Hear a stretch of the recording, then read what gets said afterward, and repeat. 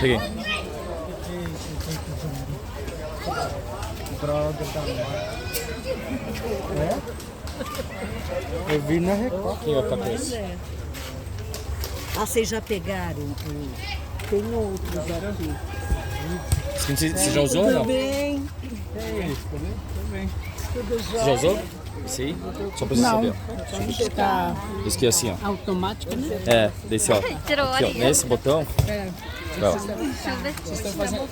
Nesse botãozinho aqui, ó. Pra ter com a mirim, pra filmar um pouquinho, ver como é que tá. E aí a gente vai filmar um pouquinho o pessoal. E aqui, esse outro, ó. Grava por ali. Filmagem lá, asfalto. Tá bom? Ah, você viu? Gostou? Eles estão experimentando. É isso. Aqui sozinho ele controla. E aqui, ó, se você vira, ele sozinho. Ai, nossa! Ele sozinho vai, tá? Desculpa, gente. Legal. É. A gente pode revezar nesse outro, eu fui pra outro pra gente usar. Onde a gente vai? Lá na Mirim? Vamos lá na Mirim? E o Lucas? A gente vai pra lá Eu ou acho que tá pra cá? filmando já se você quiser parar. Depois você filma o que você quiser.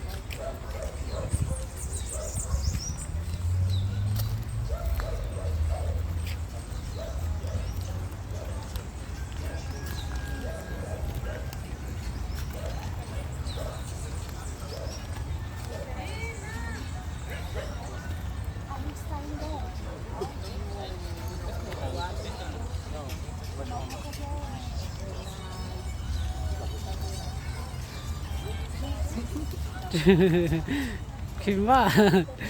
Ai, ai. O Matheus fez, refez o Uma mapa que eu vez tinha feito, gravou tá tudo errado. Daí apareceu um monte de... A Patrícia sabe onde foi fazer. Depois eu mostro o vídeo. Mas é qual tipo que ele é? Aquele ali, né? Ai, eu dá uma... Vamos deixar a Maria.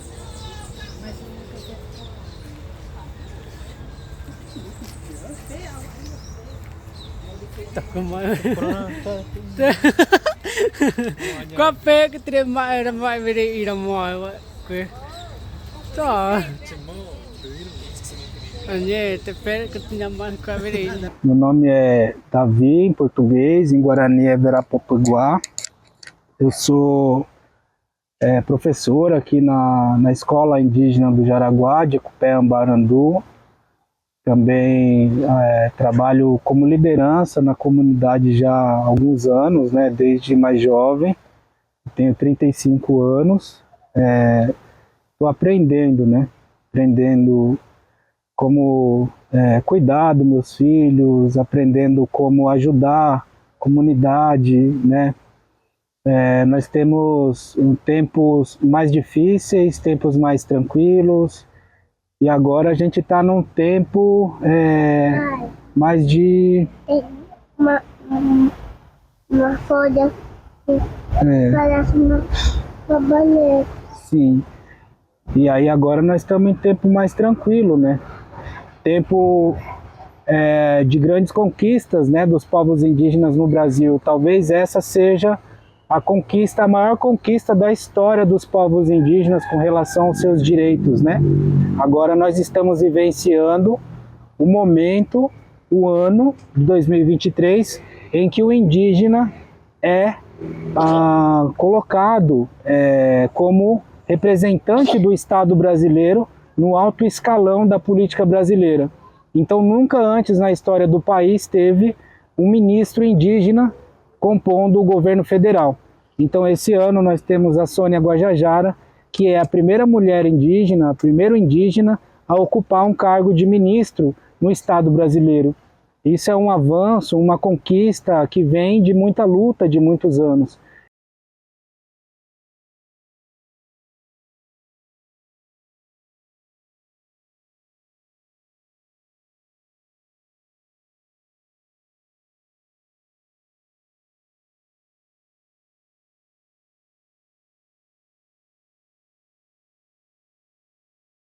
Dos territórios Guarani, né? projetos que a gente luta para desenvolver pela nossa própria sabedoria. E também tentando alcançar, né, moradia melhores para nossas crianças, para nossa família. Temos trabalho de permacultura, temos trabalhos focado em reflorestamento, trabalho com as abelhas nativas e também na questão de agricultura, guardando nossas sementes ancestrais para que não se perca e que mesmo de Juazeiro vindo cada vez mais do nosso território, a gente está conseguindo guardar essas sementes sagradas do nosso povo. O ministro, nosso representante maior,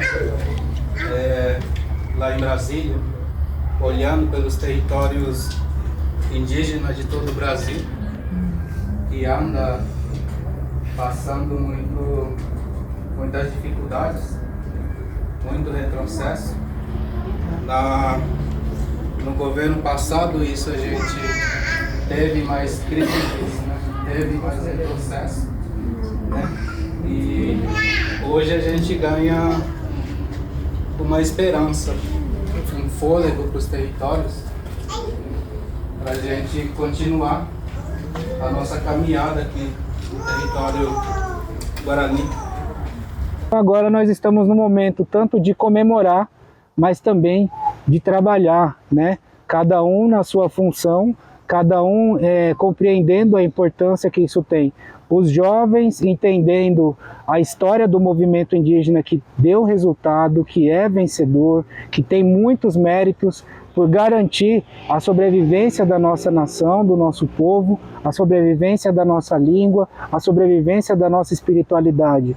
Então, o fluxo da nossa vida, é muito importante a gente observar qual foi a estratégia que os nossos mais velhos, nossos avós tiveram para que hoje a gente conseguisse conquistar esses direitos.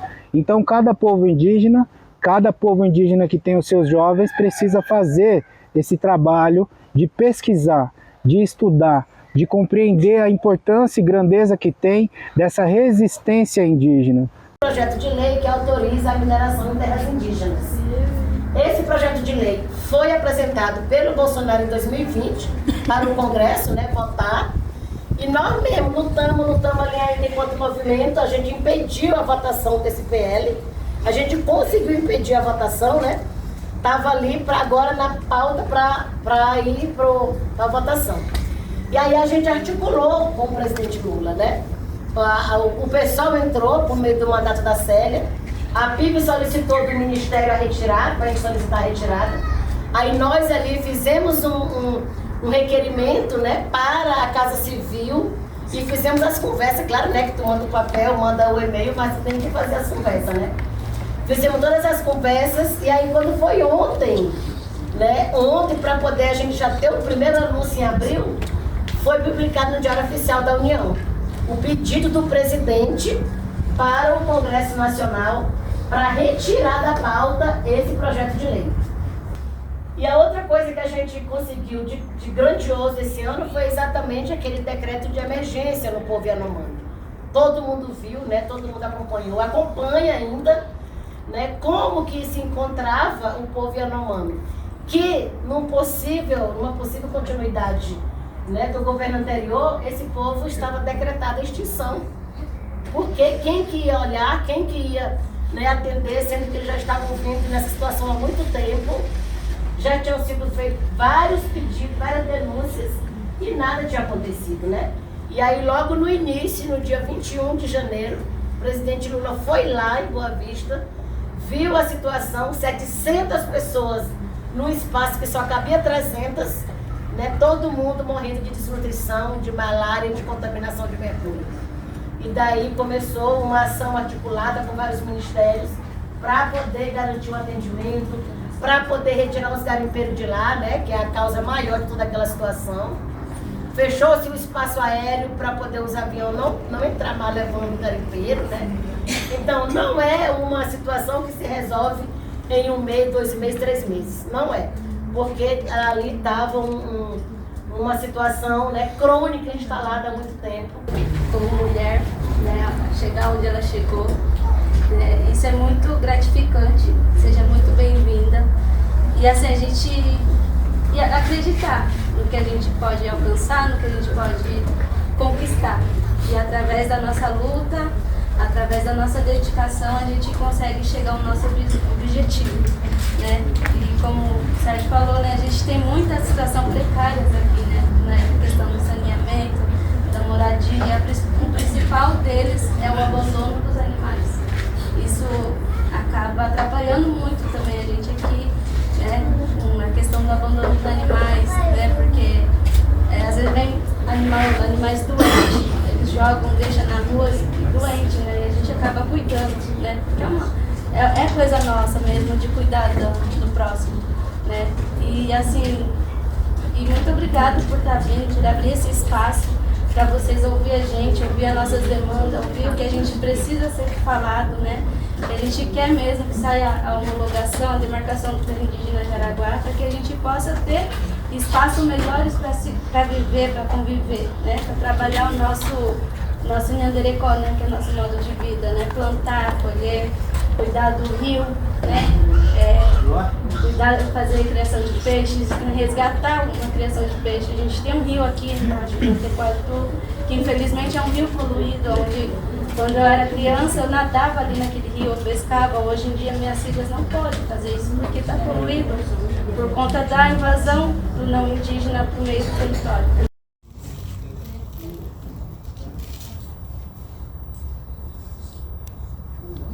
Às vezes eu fico chateado com essas coisas. Porque a única floresta que a gente tem é isso aí, ó. E o Juruá não sabe que essa floresta que tem aqui é o pulmão de São Paulo. O Juruá não sabe que a gente está aqui para proteger essa floresta aí, que está levando ar puro para eles lá fora.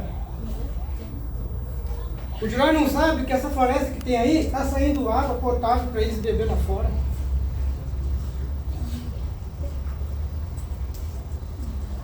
O Juruá não sabe que essa floresta aí protege dos ventos e da chuva. Porque nós temos uma crença, nós temos uma crença muito forte. Que é Nhanderu. Nhanderu nos protege. E o Juruá não pensa nisso aí.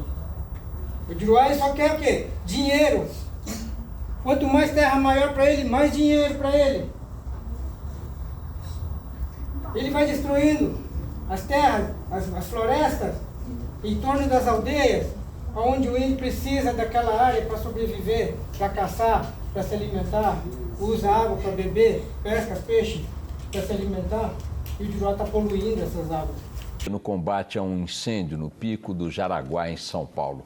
2 helicópteros da Polícia Militar foram acionados para ajudar as equipes dos bombeiros. Eles retiraram água da piscina de um centro educacional para usar no combate às chamas que se espalharam rapidamente por causa do tempo seco.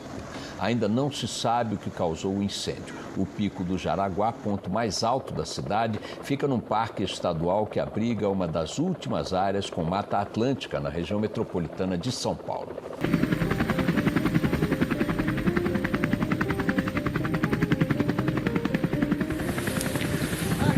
Às 11 horas da manhã a gente ficou sabendo que tinha um princípio de incêndio aqui no meio da mata. E aqui é no alto do morro, como é cerrado, é seco, o fogo se alastrou muito rápido. A gente vai morrer aqui. E o prefeitura, governo, ninguém vai fazer nada por nós, galera. Nós somos por nossa própria sorte. Mais uma vez, e agora que chama a nossa atenção, porque esse foco de incêndio é bem aqui na parte interna do Parque Estadual do Jaraguá, um dos parques que permanece fechado justamente para evitar esse tipo de situação, para evitar os incêndios. Até agora há pouco, Thiago, você até falou, né, da questão do... prorrogou, na verdade, o governo do estado, ele chegou a prorrogar o fechamento dos parques estaduais para evitar incêndios. São 81 parques que permanecem fechados, vão até o dia 29, hoje, que eles deveriam ser reabertos. Infelizmente, hoje, justamente hoje, a gente mostra para vocês essas imagens, porque dentro aqui do Parque Estadual do Jaraguá, já com esse foco de incêndio.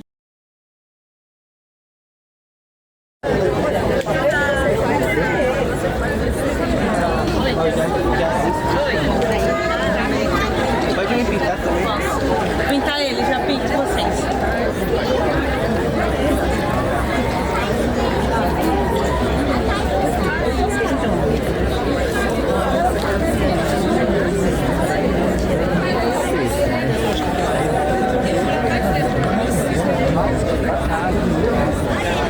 Não, vou não. Sai da minha casa para ir no vento menor.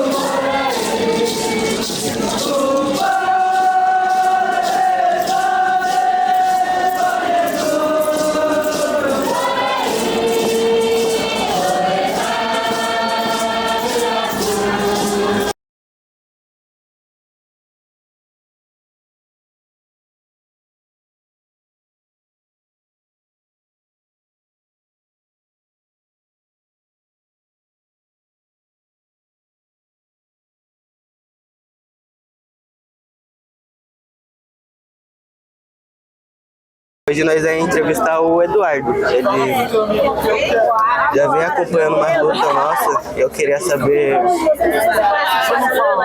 um pouco o que ele está achando desse evento. Ele veio lá em casa e falou assim, nossa, Moara. Meu nome é Eduardo, né? Fui batizado na cultura como Caré de Iguacá. Essa luta é a caminhada pela vida, ela é necessária. Essa união dos povos que estão aqui presentes, pelo chamado do povo Guarani ETI, né, que são os guardiões da floresta, guardiões da vida, guardiões da memória e do futuro. Então, é muito importante estar todos aqui somando, estar presente e fortalecendo, né, porque o futuro é indígena, mas todos defender o futuro e todas as vidas presentes que os guardiões vêm defendendo desde os nossos ancestrais. Oi, gente, meu nome é Gerá e eu vim aqui, sei lá, fazer entrevista com a Monique, a nossa atriz. E quero que você se apresente e fale o dia de hoje que vai ter. Oi, meu nome é Monique e meu nome em Guarani é Arapotã e primeiramente nós estamos aqui hoje convocando essa luta para tipo, vamos dizer, lutar pelos nossos direitos, porque hoje em dia está muito difícil, querem explorar nosso território, fazer garimpo ilegal, quer tirar de todo custo a gente da nossa terra e a gente estamos aqui lutando, estamos firmes para garantir nossa terra. Eu sou a Natália Tupi, eu sou natural de Parintins, Amazonas, sou fotógrafa, sou videomaker e produtora audiovisual. Eu tenho um projeto chamado Ancestralidade Visual, onde eu busco fazer do audiovisual ferramenta de luta e resistência pelos povos originários e povos tradicionais. Como eu sempre digo, a minha câmera é a minha flecha e é com ela que eu luto ao lado dos meus parentes. Então eu me sinto muito feliz de ver parentes com a câmera na mão, fazendo fotos, fazendo vídeos, fazendo da câmera uma flecha também de informação e conhecimento. Olá, também, meu nome é René Ribeiro, eu sou do Instituto Agroterra e também faço parte do Fórum Popular da Natureza, que é um espaço de encontro de coletivos que trabalha a questão da educação ambiental e do meio ambiente, preservação. E nós somos Suzano, né? A gente é do Núcleo Alto Tietê, mas aí a gente entendeu que essa frase representa bastante por que a gente está aqui. A gente entende que preservação de meio ambiente, educação ambiental, não tem como se fazer sem os povos originários, né? Sem os povos indígenas. Como é que a gente vai falar de educação ambiental, sendo que a gente está, né, matando os originários, aqueles que de fato preservam, aqueles que de fato detêm o conhecimento de como se relacionar com o meio ambiente, com a terra, de uma maneira, né, mais saudável, mais... Enquanto a nossa cultura, né, de quem é urbano ou cultura branca, tá, no seu modo de reprodução, está destruindo a natureza, não está respeitando os recursos, né, o meio ambiente. Então a gente vem em solidariedade a esses povos, acho que faz parte da união. E essa frase representa bastante o nosso sentimento, né? Não existe educação ambiental ou preservação de meio ambiente sem os povos nativos. Como está sendo seu dia aqui na aldeia? Meu dia aqui na aldeia? Fazia muito tempo que eu queria estar em contato com a PAU. Eu vou demorar muito para aprender a falar o Y. Mas já há 3 anos que eu estou em contato com as aldeias aqui do Pico do Jaraguá. E eu deveria ter feito isso minha vida inteira. Não me aproximei antes porque eu achava que eu não ia ser aceita. Por motivos óbvios. E eu tinha esse receio. E eu me enganei redondamente porque eu fui extremamente bem recebida e acolhida. E eu convivo mais com o pessoal da Itacupé, trabalho com eles. E hoje eu estou saindo de uma gripe violenta, mas eu não ia deixar de vir aqui de jeito nenhum para estar dando esse apoio, porque é intolerável o que está acontecendo. E São Paulo inteiro devia estar aqui. Na verdade, eu trabalho com educação e eu trabalho com livrarias em São Paulo. Quando eu comecei a trabalhar com uma livraria específica, quando chegou o mês de abril, eu tive a ideia de trazer os povos daqui do Jaraguá e também de Guarulhos, em suma, para fazerem vivências com as crianças. Então tudo começou ali. E eu comecei a chamar, comecei a trabalhar e nós começamos a fazer esses contatos para que exista o convívio entre a gente, que é Juruá, não indígena, e usando a língua Guarani, e os povos originários, porque as pessoas não podem amar aquilo que elas não conhecem. E ninguém conhece nada. A gente está há 523 anos sem saber nada. E eu estou passada e engomada com a força que vocês me dão. Eu não tenho uma necessidade de sair de São Paulo, porque vocês me recarregam. Eu olho para este Pico do Jaraguá e o meu coração acelera quando eu estou chegando. E hoje, quando eu estava vindo para cá, me pensando no risco que a gente corre de vocês não estarem mais aqui. Tudo aquilo que era antes de 1500, que era essa vivência com a terra, o conhecimento genuíno, puro e tão sagrado do povo Guarani, né, com a presença dos não indígenas e a invasão desse território, se tornou algo que entrou em risco, né, em muitas dificuldades, grandes desafios para o povo indígena se manter com a sua sabedoria. Então a juventude tem essa missão de compreender essa história, de valorizar o que foi conquistado. Se hoje os jovens indígenas têm uma câmera na mão, que podem filmar, que podem filmar aquilo que acham importante, é um avanço muito grande, né? No passado era somente os antropólogos ou somente os jornalistas. Hoje os próprios indígenas podem fazer isso. A gente tem uma história, né, do nosso povo que lutou para que a gente tivesse o direito de ter uma câmera na mão, para que uma liderança pudesse estar falando sobre o direito nosso, sobre nossas reivindicações. Essa liberdade é conquistada, ela não é dada como um direito, ela é conquistada com muita luta. Então muitos outros indígenas tombaram nessa luta. Muitos outros indígenas, líderes indígenas, tiveram a sua vida levada por essa ação do Juruá, de querer dominar, de querer impor o seu direito, de querer impor o seu modo de vida, de querer impor a sua religião, de querer impor o seu valor sobre a terra. Então essa terra para a gente não vê ela como uma terra que tem um valor econômico, financeiro, como se pensa as empreiteiras que querem construir condomínios destruindo a Mata Atlântica para construir prédios, como se pensa essas pessoas que têm essa visão de propriedade privada, onde querem ter fazendas imensas para criar gado. Nós não temos essa visão. Isso é importante a gente entender, que o mesmo território que existia antes de 1500 está aqui. Essa mesma natureza, esses mesmos seres sagrados ainda estão vivos. E graças a eles que a gente também vive. Porque a gente sabe, quando não existir mais lugar para a gente indígena viver, não vai existir para o Juruá também. Só que o Juruá acha que é o contrário. Ele acha que enquanto tiver mais lugar para eles viverem, menos lugar para o índio, mais eles vão viver. Só que é aí que eles se enganam.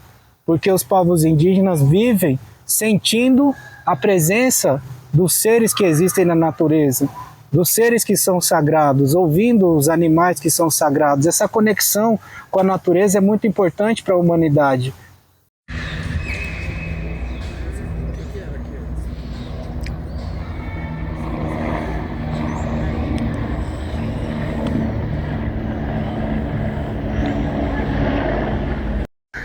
Oi, bom dia. Eu sou o Jailson, da Rádio Cunumingué. Viemos aqui para entrevistar a Sônia. Se apresente, por favor. Tá. Bom, Jaúdio, eu sou Sônia Aramirim, né, moro ali no território do Pico do Jaraguá. Aqui eu sou mestre de saberes aqui do museu, eu que recebo o público, né? Então, esse andar aqui é um andar que foi a Rita Runicuim que projetou todo o andar, que é um andar multiuso, que a gente recebe as escolas, oficinas, roda de conversa, é tudo aqui. Tem alguns artesanatos, livros, dali tem Guarani, tem o Xingu, tem os parentes de Baré, né? Então, é bem multiuso mesmo. Então, todo o público que chega, ele vai chegar primeiro nesse andar e aqui a gente recebe eles, né? Então, aqui tem a jiboia, né, que é do povo Runicuim, que foi a Rita Salles que pintou toda ela, essa jiboia, né? As paredes também, foi toda a Rita Runicuim. Os pilares. Aqui tem banquinhos variados de vários povos, né? Então, o andar, ele é o andar que a gente é amplo e ele é o permanente. Ele não vai sair dessa forma que ele está aqui. A gente só vai acrescentar mais algumas coisas, né? Então é por isso que ele é um andar multiuso. Tem as reuniões do conselho também aqui, né? Que a gente tem um conselho formado por vários povos, né? E é mais ou menos isso o andar. O 7º andar é isso. Não vai sair daqui. E como foi o seu trajetório para chegar até aqui? Nada é fácil, né? Principalmente para os povos do Jaraguá, que foi uma luta, né? Eu vejo que é uma luta que foi feita pelas mulheres do Jaraguá, né? E de toda a comunidade. Então, foi através de nós que moramos lá que conquistamos esse espaço nesse museu, porque não tinha um museu indígena dentro da capital de São Paulo, nunca teve. E é um lugar que a gente consegue mostrar a cultura, né, os parentes vêm vender artesanato, a gente fala sobre a comunidade do Jaraguá, que é a mais próxima daqui, né, e a importância que tem, a luta que o Jaraguá fez para que esse museu esteja aqui hoje, né. Mas sabe que no recreio das férias, eu peguei uma aldeia indígena que foi fazer comigo sobre educação ambiental. Uma quantidade de povos que a sustentaram por muito tempo está levando a uma situação totalmente insustentável do ponto de vista da sobrevivência da espécie, principalmente no que diz respeito às condições ambientais. Uma das coisas que nós temos e que torna seu pensamento valioso é justamente uma outra maneira de conceber a relação entre sociedade e natureza, entre os humanos de Pacumim, de Rio Sul, de Taioba, de Parimaroba, de banana, de plantinhas sagradas que curam, e estiverem sendo cultivadas, ainda haverá a certeza de que esses tempos sombrios passarão. O caminho é a resistência e a resiliência dentro do coração de cada um. Resistir para sobreviver, acreditar para não deixar de sofrer.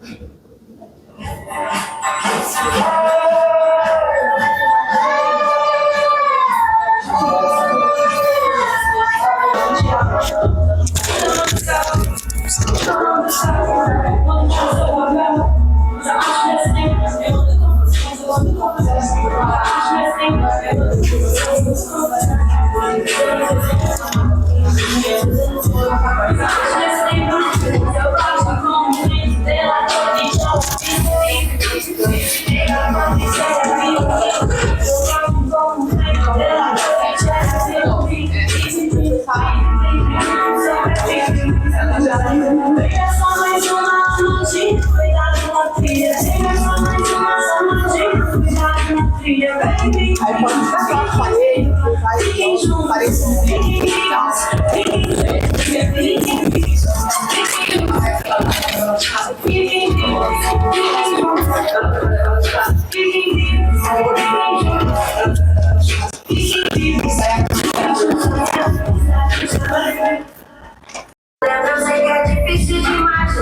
Você pode falar sobre esse espaço, o que representa?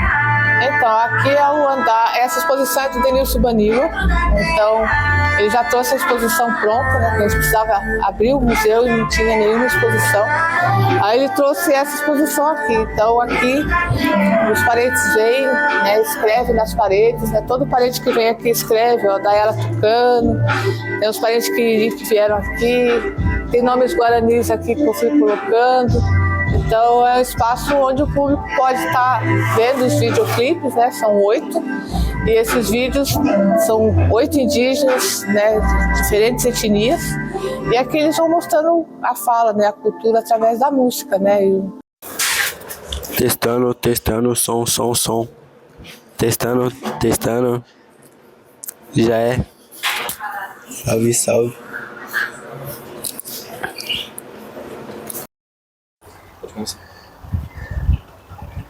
Boa tarde, meu nome é Aline e hoje estou com o Davi Popiguá, né? Vou fazer perguntas para você. O que é ser Guaranim-Mbuá? O que é fazer parte da cultura Guarani? Para mim,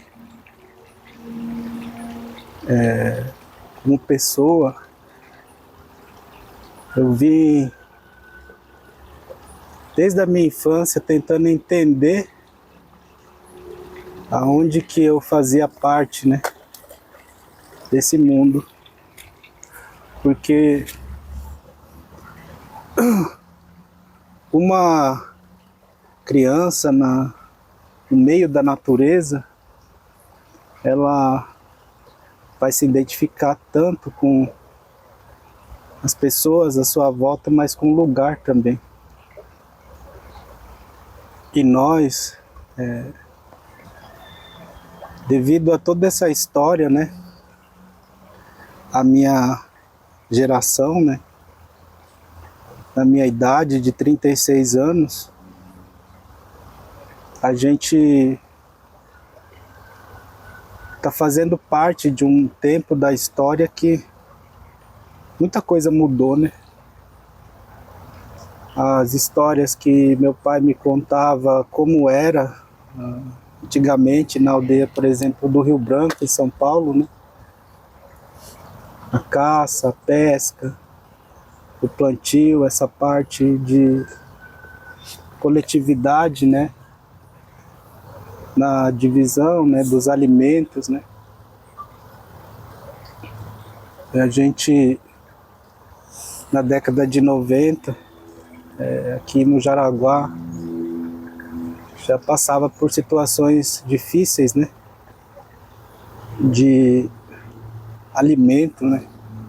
Por ser uma aldeia tão pequena. Porque quando perguntam para mim, né, sobre essa identidade, né, cultural, nós, né, povos indígenas, né, Burau, Chavante, todas as etnias, tem uma relação com o território, né, com o território. Então a terra para a gente é o mais importante, né, para a gente se educar dentro da nossa cultura, né. Se perguntarem para as pessoas de épocas diferentes, a resposta pode ser também um pouco diferente com relação à vivência, porque a história desse país, né, judiou demais, né, dos povos indígenas, né. Agora, sobre o Nhanderecó, né, a cultura, é o mesmo, né, que o Nhanderu ensinou. Para ser paciente, para agradecer pelo que a gente tem, né, para compartilhar, né, tanto o conhecimento que os tiramões, Tijarui compartilha com os mais jovens, com as crianças, mas essa esperança, né, de continuar rezando sempre para que o Nhanderu direcione, né, porque a escola do Juruá ensina para eles um mapa, né, ensina um mapa do mundo, né? Aí no mapa do mundo tem os continentes, tem os oceanos, tem as nações, né? Essas nações que ficaram escritas no mapa, que fizeram esse acordo mundial para que eles tivessem as suas nações reconhecidas nesse mapa oficial do mundo, tentou apagar milhares de outras nações, milhares de outras nações. Hoje, esses mais de 100, 150 países que existem no mundo, são países que foram criados em territórios que têm milhares de outros povos e nações, e culturas e línguas e formas de entender e enxergar o mundo. São Paulo é terra indígena, porque São Paulo, esses bairros, ou o que é hoje, como o povo Guarani está no sul e sudeste, Santa Catarina, isso foi uma invenção colonial. Esses territórios tinham os nossos nomes, né? O povo Guarani conhece todo o seu território como a Urupá. E hoje a gente estamos lutando para que o Estado brasileiro, né, venha reconhecer nós como povo originário, porque eles colocam a gente como estrangeiro no nosso próprio território. E o povo Guarani, ele resiste nesse território, seguindo lutando pela recuperação, né, desse território. E lutar pela nossa mãe terra e mãe natureza não é só uma obrigação de nós, povos indígenas, do povo Guarani, mas de toda a humanidade. Por isso que para nós, Guarani, essa parte do mapa verdadeiro é o Nhanderu. O Nhanderu é um mapa para a gente. O Nhanderu que ensina o caminho que a gente vai fazer, o Nhanderu que ensina qual é a plantinha que a gente pode cultivar para se alimentar. Nhanderu que ensina qual o remédio que a gente pode usar. Nhanderu que ensina como que é essa terra, né? E qual o cuidado que tem que ter com ela. Por isso que para nós essa forma de mapa geográfico feito pelo Juruaqueiro, chamando esse continente de América, e depois eles dividem América do Norte, América Central, América do Sul. Para nós, né? Esse território a gente chama de Urupá, né? Então a nossa identidade cultural, ela fala de uma forma de entender esse território através desse mapa que é o Nhanderu, que vai nos orientando na vida, né? O Juruá não. Ele vai olhar pelo mapa, onde é São Paulo, onde é Minas Gerais, Rio de Janeiro, onde é a fronteira para outro país, Paraguai, Argentina, onde é a Europa, Alemanha, Portugal, Espanha, Ásia. Só que a visão Guarani de território fala que a terra é uma só, Urupá. Urupá. Essa é uma palavra tão importante para o povo Guarani, guardar essa sabedoria que o Nhanderu ensinou, que ele fez só uma terra. Que a Urupá, está todo mundo aqui, né? Vários povos, e o povo Guarani sempre conviveu com esses outros povos, né? A conexão com o povo vem com essa compreensão de que esses valores, essa sabedoria tão antiga, ela não combina com essa ideia de Brasil, de religiosidade única, né? Como tentaram sempre impor, né?